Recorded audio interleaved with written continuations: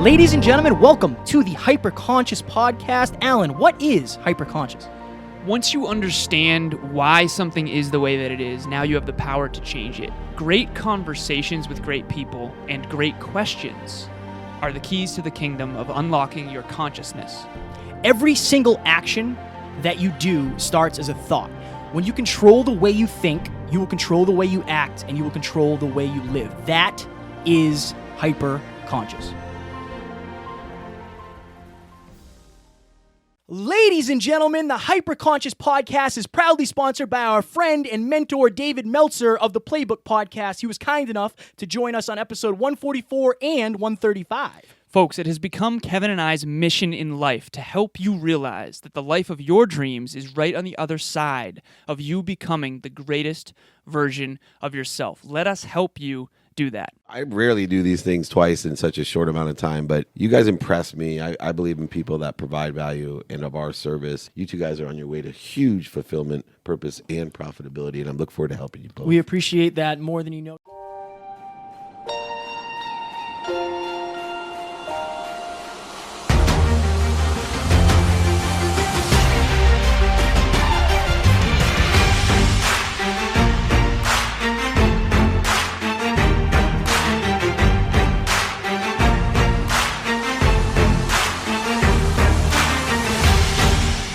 Ladies and gentlemen, welcome back to another very special, as always, episode of the Hyperconscious Podcast. We hope you enjoyed our latest episode where Alan and I were lucky enough to sit down with Brandon Farbstein. Today, we are going to do a 5-minute clinic on the word reflection, and we are not talking about the one in the mirror. So, as always, the point or the goal of the 5-minute clinic is for us to tell you about a story for us, something we've gone through, and the lesson that you can take from it so you don't have to go through what we have gone through. So Alan wanted to ask questions, but I think I have a very appropriate and heartfelt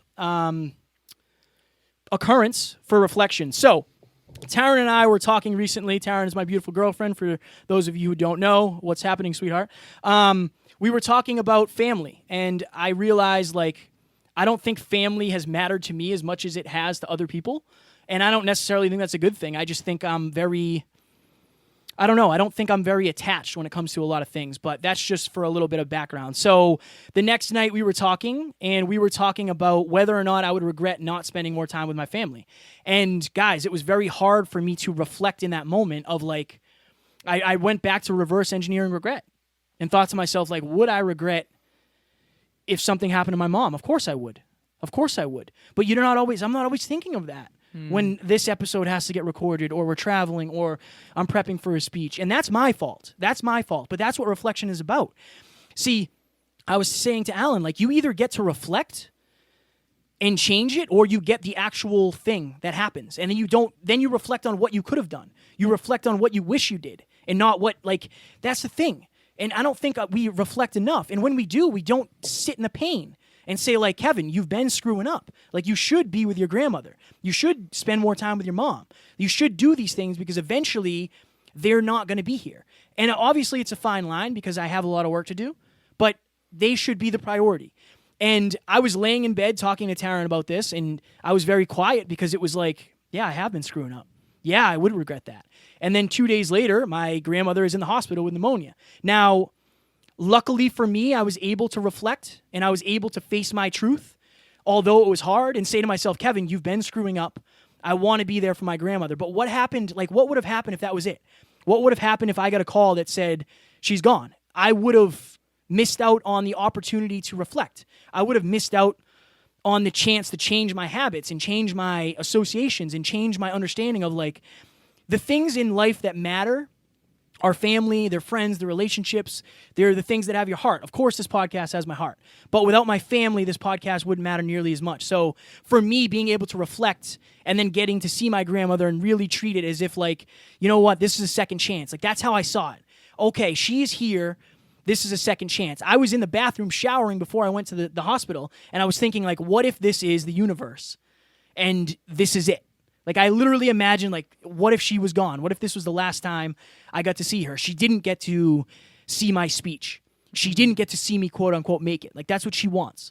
Like my grandmother is my biggest fan ever of all time, right alongside my mom. So for me, reflection means that. It means facing the hard truths, especially if they're hard, and understanding like in order to make a change that really matters, you have to reflect and you have to sit with the pain, and admit it. Be honest with yourself. What would I feel if I didn't make these changes that I've learned in this reflection? And that is my story. I'm glad that Kevin just went there because that was very heartfelt and something that we can all relate to. I think we've all lost a loved one, whether it was a pet or family member, and we wished we had spent more time. And had we asked ourselves the tough questions and reflected in advance, we would have spent more time with those people. Yeah. And shout out to Taryn for making me ask that question. Right, seriously. That's one of the ways, like, I know you wanted to ask, what is one way that you can reflect nightly or daily or whenever, weekly? I do it in my journal. Yeah. But when I'm really high emotionally or really low, I reflect. I search for perspective. I always say that. I have breakthroughs whenever you go off on the podcast, and I just had one where I'm like, why aren't I asking myself the following question before bed in my journaling questions? What am I doing right now that I might regret in the future? What am I not doing right now that I might regret in the future? I think those might be two questions that I start incorporating into my life. I think reverse engineering regret is one of the greatest hacks. They're powerful questions. Yeah, powerful. So one of the things that I wanted to bring, Kevin went deep into a personal story. I want to talk a little bit higher, just 2 seconds. We don't have that long. There's knowledge and then there's experience. I want you to imagine a world where you had all of the knowledge but no practical experience. Picture a person who has tons of knowledge but no experience. Okay, That person maybe knows intellectually how to get in shape, but has never actually done it. Okay, now imagine someone who has experience, but no knowledge in the gym. Maybe they're always in the gym, but they're not getting results because they don't have the knowledge to really apply themselves correctly. I think knowledge plus experience plus reflection is equal to wisdom. And I think this is why adults tend to get paid more than children, because I think children are too young to have experience.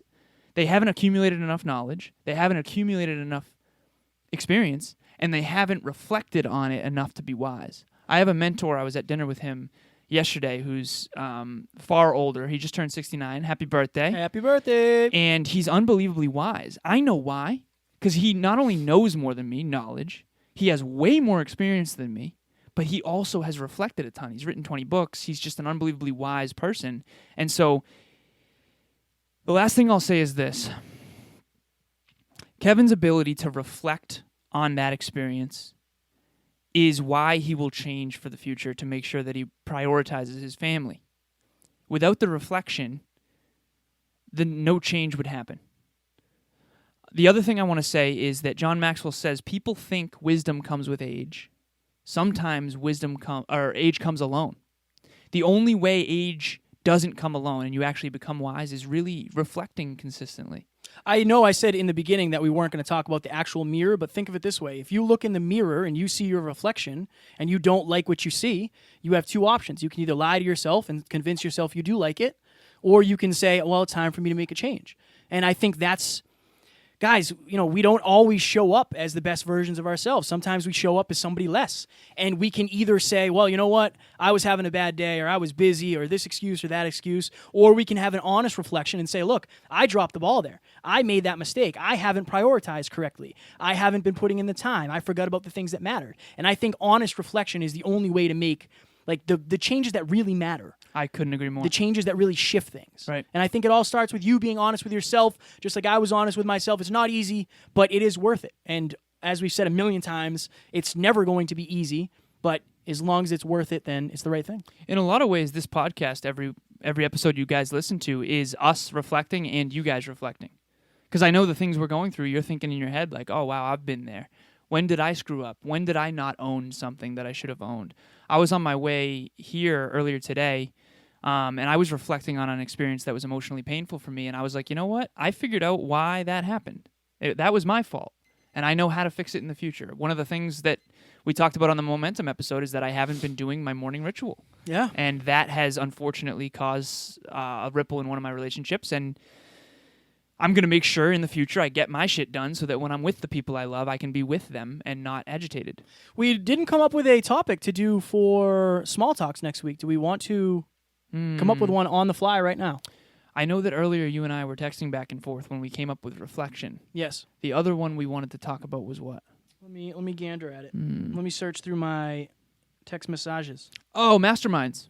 Masterminds. I would do a mastermind A small talk on it? if you're game. Yeah, I would do a small talk on We would define masterminds. it. Yeah. Yeah, and the reason we're talking about this is because of the Facebook group. That's what the Facebook group is. It's a giant mastermind. Right. Did you plug?